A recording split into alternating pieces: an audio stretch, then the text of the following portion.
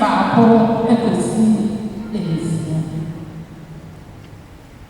Enani mo no Ezekiel yare owu yare na Amos ba obifo Isaiah ba chadaka chere se Awurade sie ni she wo fie samanse na wo bewu na wo nyanko ana odane na ni chere ofasuo na wo Awurade prayer se Awurade kai se de mana nti wani no kura ani akoma ye pemu na maye de ye ewo wani so na Ezekiel sun kase na Isaiah sinsin abɛn mo no Awurade asamba ne nkyɛnse sane kɔma kyerɛ Ezekiel mema ahwehwɛfoɔ no sɛ Awurade wagya David Nyankopɔn sie ate wo mpaebɔ na hunu wo ne su hwɛ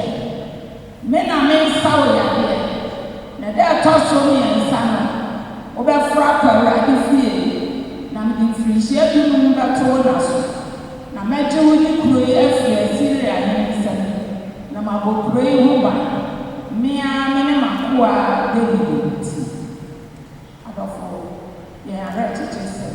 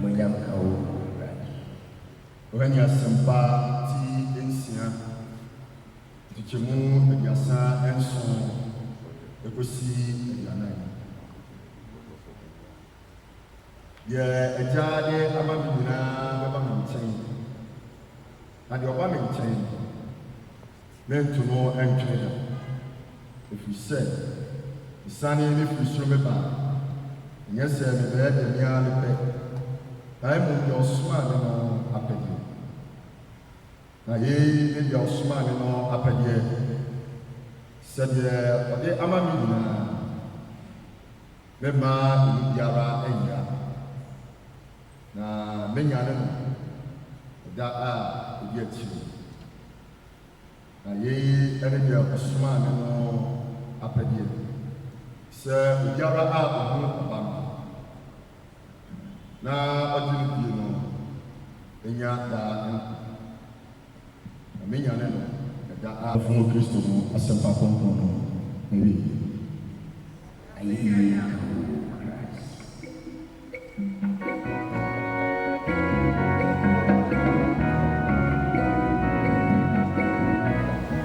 before you leave the world. Siesie wo fie yi ansana when you are saying edin kra. Ye fa asam no fi 2 Kings chapter verse 1. Ahemfo mo eto so mienu etie duonu yi mu baako. Brofo no in those days Hezekiah became sick and was at the point of death. The prophet Isaiah, son of Amos, came to him and said to him, "Thus says the Lord, put your house in order, for you shall die, and you shall not recover. And then mono Hezekiah yare owuyare na Amos ba odifo Isaiah eba ne nkyɛn bɛka kyerɛ no sɛ Awurade sie nie hyɛ wo fie nsamanseɛ na wobɛwu na wonnya nkwa. Nyame mu adehyɛ akwantu kɛseɛ bi ɛda ɔdasani bi anim ɛwɔ asase so. Akwantuo no adehyɛ ɛretu bi, mpo ɛretu bi, ɔsɔfoɔ ɛretu bi, asɔre ɛretu bi, ehiafoɔ ɛretu bi, adefoɔ nso so ɛretu bi. Menkasa mfa aburokyi akwantuo ho, menkasa mfa nkra akwantuo ho, na mmom menkasa fa owuo akwantuo. Esiane sɛ aburokyi akwantuo no wopaa na akɔ, nkra akwantuo wopaa na akɔ, nanso owuo akwantuo deɛ mmerɛ no so a wokɔ owu mpo ɛtwa sɛ wokɔ. Ɛno nti mpanimfoɔ so owu ayɛ kontompo bi ɔsamanse nyinaa. Na he was in a hurry to when you can read and Yesu Kristo ɔbɛbɔ ɔkunu na ɔka kyerɛ Jesus sɛ sɛdeɛ me fie ayɛ sɛ waa wogye sɛ wobɛtena mu a ɛyɛ yie abra sɛ wura mu nti Yesu wura mu no a mysteriously saa ɛnɔɔma na ɛgugu ne fie hɔ nyinaa no ne nyinaa ɛfi hɔ. Hallelujah. Wei kyerɛ sɛ yɛho siesie no onyame ne yɛboafo. Psalm 121 ne kan so mema me nso ma kyerɛ me bɔ no ɛhe na me mu afiri baba me mu afiri Awurade nananom yɛ mu afiri Awurade yɛ mu afiri Awurade. The second house ɛne wabusuam wowɔ tumi wabusuam as a parent, as a family head, as a chief, as a king, nana otumfoɔ tumi a nyame de ama yɛ Awurade si yɛmfa tutu nneɛma yi deɛ ayɛ manso yɛnsiesie ne nyinaa, deɛ ayɛ ntɔkwa adwobrɛ. Hallelujah. Yɛyɛ saa deɛ ne nyinaa na ɛkyerɛ sɛ yɛtutu nneɛma yie wɔ fie.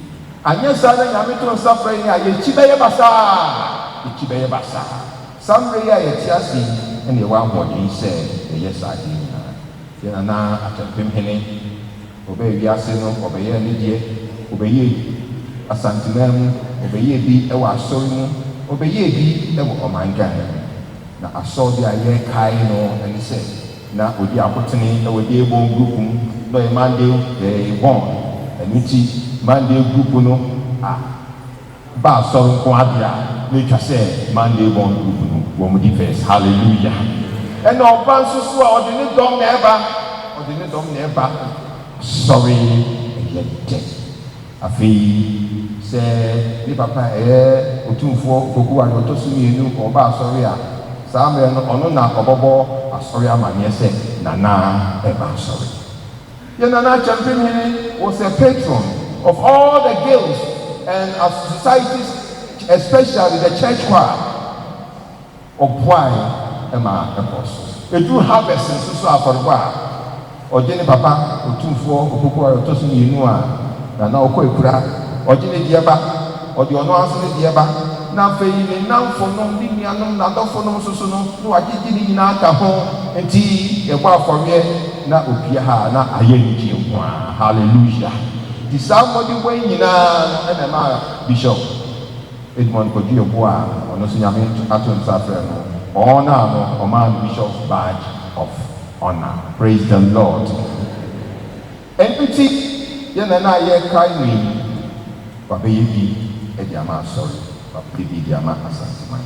Yɛsrɛ Awurade sɛ akekra ne gyidifo akra fi abɔ no ɛho no asomdwe mu ɛde adi awieyɛ no asɔre ɛwɔ anigye mu ɛde asɛm no ɛbɛ awieyɛ no bisa ho sɛ wo a woyɛ efi wankasa wakoma mu te sɛn wadwene te sɛn Awurade ɔnsiesie na akoma no yɛ akoma pa ndwo wɔ Nyame Agya Nyame Ɔba Nyame Honhom Kronkron ne din.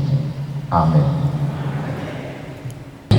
Yɛtanas Awurade yɛda wo ase ɛhyɛ wo nyam ɛwɔ ɔheneba ɛbise do Akyɛmpem ɛyɛ wo Awurade woatom na wode ne ba asase so wode ne pɛdeɛ deɛ ɔpɛ sɛ wode ne yɛ ɛnɛ a wato nsanfo na yɛkae no yi na yɛka wase deɛ wonam no so ɛbɛyɛ yɛ abusuafoɔ mpaebɔ a ɛtɔ so mmienu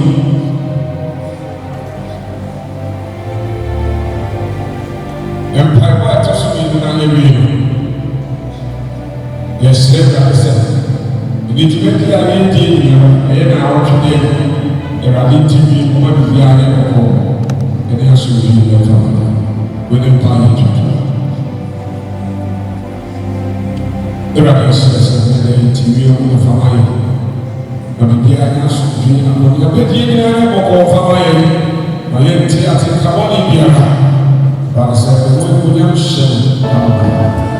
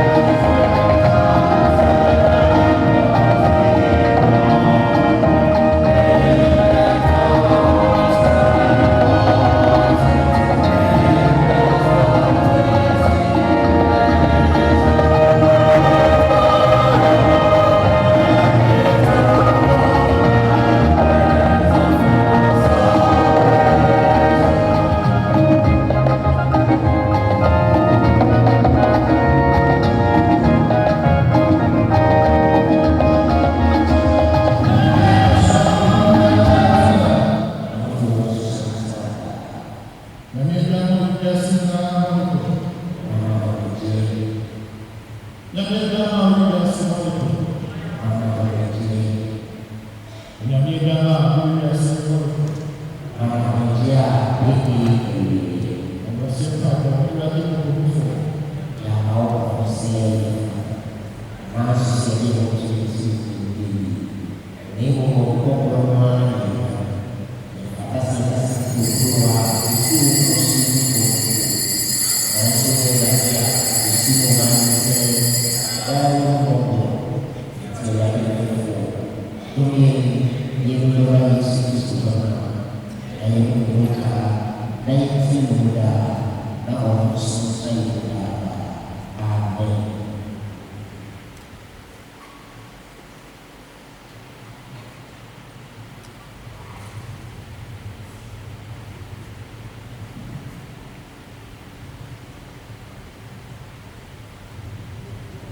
Ɛnɛ Kristo no a ne hyɛ.